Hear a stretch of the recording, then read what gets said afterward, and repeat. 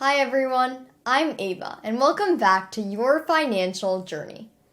It seems like a lot of attention has been going to the middle class lately. Politicians, journalists, and economists are talking about how specific policies are hurting the middle class, that the middle class is shrinking, or that it's harder than ever to be part of the middle class. But what exactly is the middle class? And are you a part of it? Because for a lot of Americans, those questions don't have clear answers. And that's why in today's video, we'll be talking about the middle class in each state. Specifically, we'll go through what it means to be middle class, the income needed to be middle class in each state, and why the numbers might vary from state to state. Let's get started. What it means to be middle class. There's no single, agreed-upon definition of what it means to be middle class. One definition that's often used to define the middle class is those earning between 67 and 200% of the national median household income. But while that might be a simple definition, it's a pretty big range, which isn't all too helpful for getting an idea of whether the amount someone earns is enough for them to be middle class. That's why we'll be using numbers from this recent CNBC article, which uses the 50-30-20 budget model to define what middle class means. In a 50-30-20 budget, 50% of your income covers essentials like rent or groceries, 30% goes to wants like dining out or entertainment, and 20% is dedicated to savings and investments. In the report, those who can follow a 50-30-20 budget without struggling or going into debt are defined as middle class. And if you want to learn more about how you can use the 50-30-20 budget for your own finances, then check out this recent video here from my sister Caitlin. This 50-30-20 budget model helps give us a better definition of what it means to be middle class because historically, being middle class hasn't just been about having a specific number on your paycheck. Rather, it's been about being able to live the American dream. Owning a home, affording an education for your kids, taking a family vacation, and saving for retirement without constant financial stress. It was, and is, less about what you actually earn than it is about achieving financial stability and a decent quality of life. And if your budget can follow this model, it means that you're not just scraping by, but able to live more or less comfortably while at the same time saving a bit for retirement and maybe an extra expense here and there. And that's really what being middle class is all about, after all.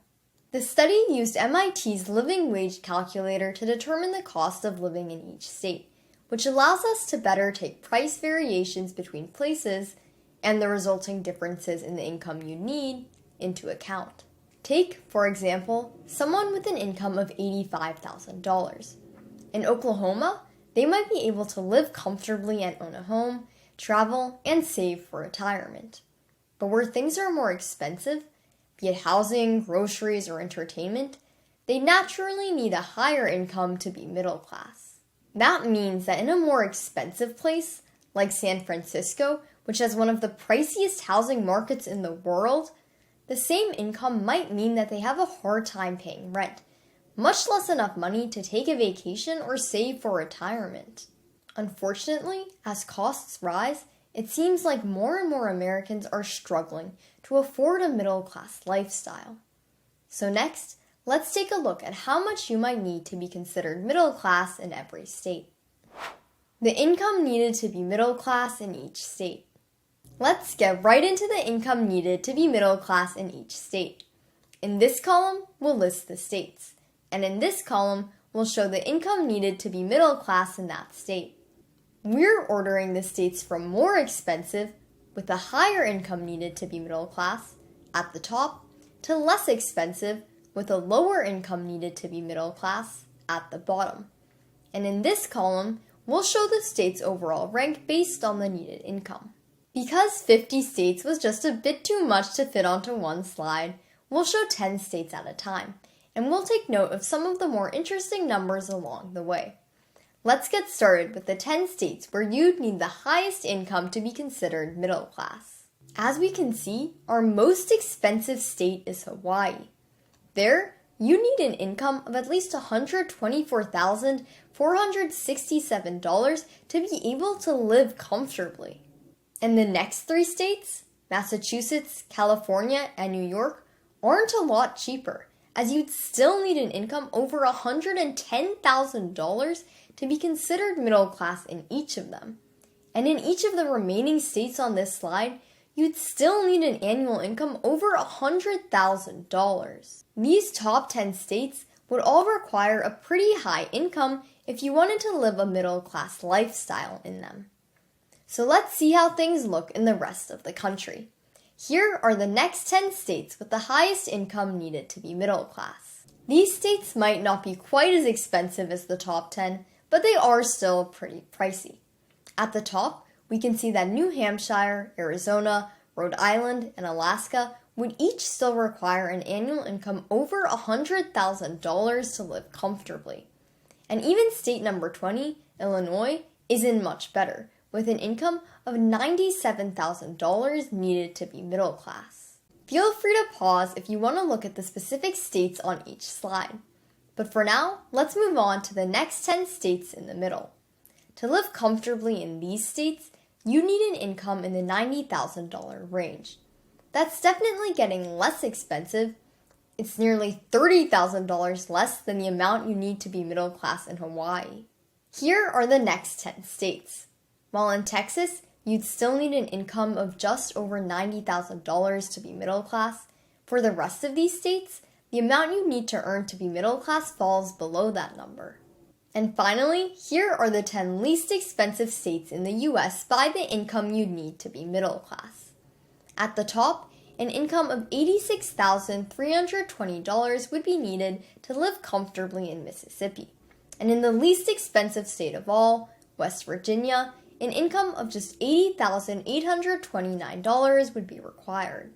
An interesting note is that according to CBS, the median household income in 2023 was a little over $80,000, according to the latest U.S. Census Bureau estimates. That means that even in West Virginia, the state where you need the lowest income to live comfortably, you'd still need to be in the top 50% of earners to be considered middle class. That shows us that across the board, it's getting harder and harder to be middle class. Even in the most affordable states, the cost of living comfortably has outpaced average wages. And for many, the American dream feels increasingly out of reach. Are you surprised by where some of these states are ranked? Which ones? Drop a comment below to let us know. Personally, I was surprised that Hawaii took the number 1 spot. It's not the first place that pops into my mind when I think of expensive places to live. But to have a comfortable lifestyle in Hawaii, you need to earn over $40,000 more than you would to have a comfortable lifestyle in West Virginia. But why exactly is there so much variance between the most and least expensive states? And how come some states, like Hawaii or Massachusetts, are more expensive, while others, like West Virginia or Arkansas, are more affordable? That's what we'll be taking a look at in the next part of today's video. Why the numbers might vary from state to state. Before we get into the factors that impact each state's cost of living, let's take a longer look at some of the states on our list, starting with those at the top. Hawaii's high ranking might have been a surprise at first, but when you think about it, it starts to make a lot of sense. Because given that Hawaii is a collection of islands in the Pacific, nearly everything has to be shipped over, and there's limited land available for use. That drives up the cost of living massively. The next few states at the top of this list were probably easier to guess, because they each have major cities known for their large economies and consequently higher costs. That's Boston for Massachusetts, Los Angeles and San Francisco for California, New York City for New York, and New Jersey and Connecticut too, Seattle for Washington, Washington D.C. for Maryland, and Portland for Oregon. On the other hand, the states at the bottom of this list tend to have smaller economies and less developed industries. Geography might be part of the reason for that. Because while almost every state at the top of this list is on the east or west coast, most of the states here are located in the south or middle of the country. That might place them further away from trade and infrastructure, leading to their smaller economies. But that also results in more affordable prices for housing and utilities, and a lower cost of living than in other states. We can see that the income needed to be middle class throughout the country is determined by the unique conditions each state has. But though each state's individual conditions might be different, in general, the factors that impact the cost of living are the same no matter where you are. So let's go through the 5 main ones now. 1. Housing. For most people, housing is the single biggest expense, and it varies wildly state by state. In large urban centers, less room and tighter regulations often lead to lower supply, which drives up prices.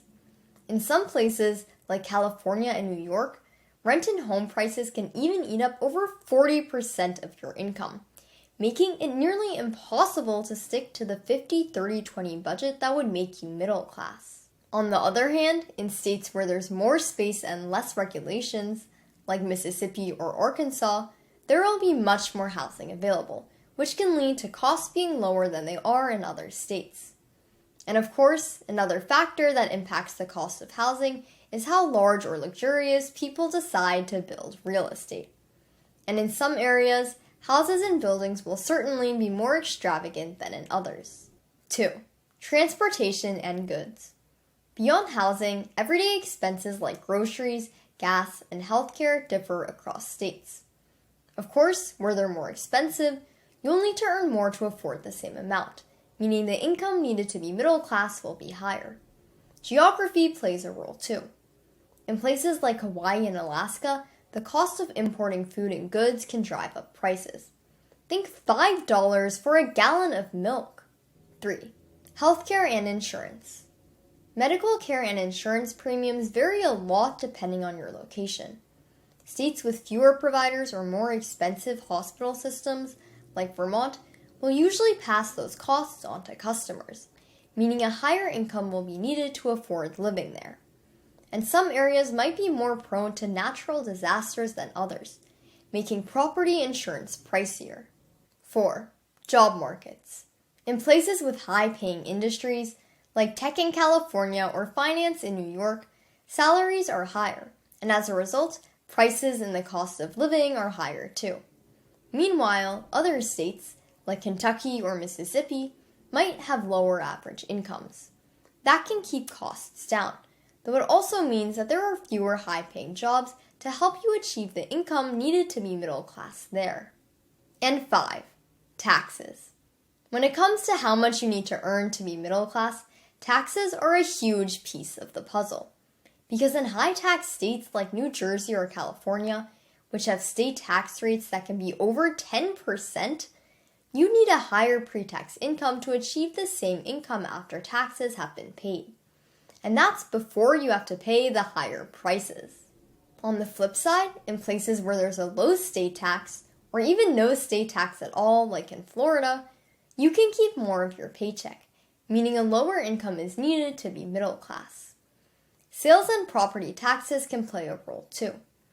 With all the different state taxes taken into account, the same income can end up looking very different in different states. These factors help give us an idea why a middle-class lifestyle is harder to achieve in some states than others. Because remember, being middle class is less about your income than it is about your ability to live comfortably, to cover your needs, save for the future, and still have money left to enjoy life.